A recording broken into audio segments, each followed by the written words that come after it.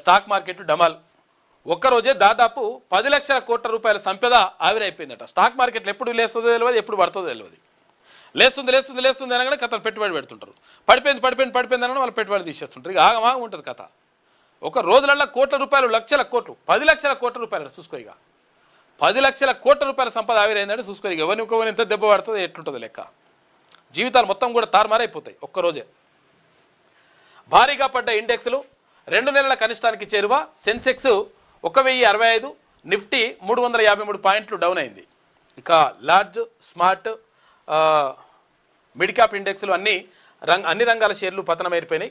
Reality 5%, auto 2.56%, IT 2.6%, ఇక metal sector 2.2% down అయ్యని చెప్పేసి ఒక వార్త కనిపిస్తూ ఉంది. మొత్తం మీద స్టాక్ మార్కెట్లు మంగళవారం భారీగా పతనమైనట్టుగా కనిపిస్తూ ఉంది.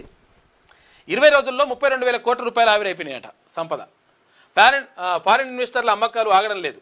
గత 10 ట్రేడింగ్ సెషన్లలో ఎఫ్ఐఐలు దాదాపు 25,000 కోట్ల నుంచి 30,000 కోట్ల రూపాయల విలువైన షేర్లను విక్రయించారు. ఈ నెల 1వ తేదీ నుంచి 20 నుంచి 32,253.55 కోట్ల రూపాయల విలువైన షేర్లను అమ్మిరట. ఈ స్టాక్ మార్కెట్లో ఎంత విషయం ఏంటంటే సాధారణ ప్రజలకు పెద్దగా దీని మీద పెద్ద పూర్తి అవగాహన ఉండదు.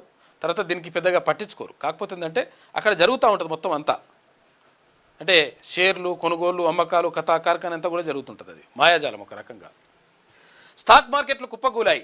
Jio political tension, tariff war బాంబులు, భయాలు, ఎఫ్ఐఐల అమ్మకాలతో భారీగా నష్టపోయాయి. ఇన్వెస్టర్ల సంపద మంగళవారం ఒక్కరోజే దాదాపు 10 లక్షల కోట్ల రూపాయలు ఆవిరైంది. గత 2 రోజుల్లో 12 లక్షల కోట్ల రూపాయలు తగ్గింది. మార్కెట్లో లార్జ్, మిడ్, స్మార్ట్ క్యాప్ ఇండెక్స్లు పడ్డాయి.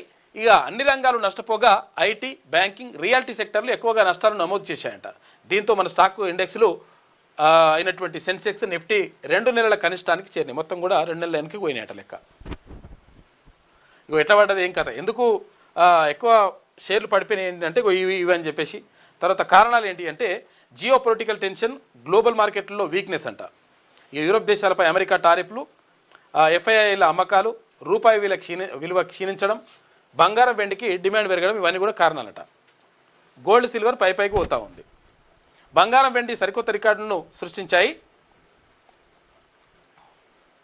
అయితే నువ్వక్కడుంటే నేను ఇక్కడుంటే పారం విలవిల అని చెప్పేసి బంగారం పోతుంటే నువ్వెట్లా పోతావు నేను కూడా వస్తా అని చెప్పేసి అంటుందట ఎండి.